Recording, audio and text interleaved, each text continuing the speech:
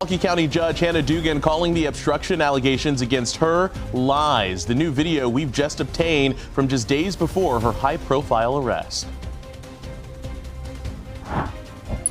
And we are well on our way to the 80s, getting into the mid-70s right now. I'll be detailing what the weekend is going to bring. That's all coming up next. We've been waiting for 2 weeks for them to come, so they're finally here now. And so we're just hoping that we'll be able to receive the help that we're needing.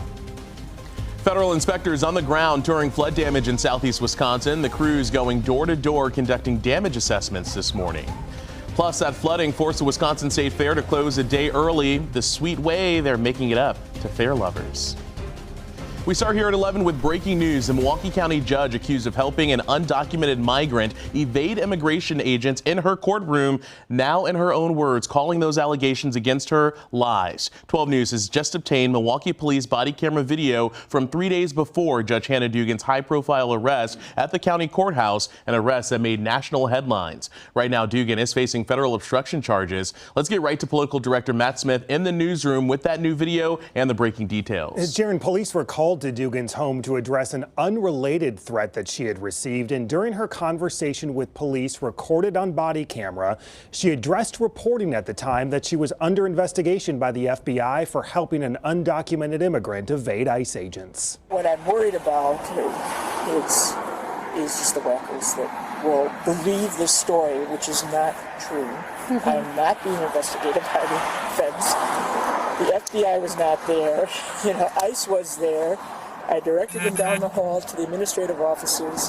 What happened after that is their business. I did not hide this migrant in the jury room or in my chambers.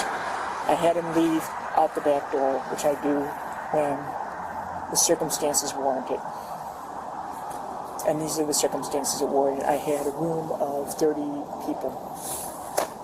And I was sent out the back door. So, but you don't think these are related? Oh, no, they're not related. Okay. I don't know. Okay. There was this thing that happened in the radio thing. It was completely unexpected. It was out of the blue. And it's all lies.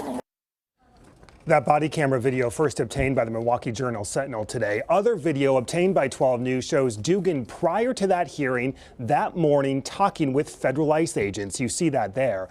A federal grand jury has since indicted Dugan. That happened back in May, now on a felony and misdemeanor. Her legal team telling 12 News this morning, quote, on the video, Judge Dugan highlights the outlandish misinformation that has been circulated about her courtroom and accurately states that she directed the defendant in her courtroom to a door that led directly to the public hallway outside her courtroom.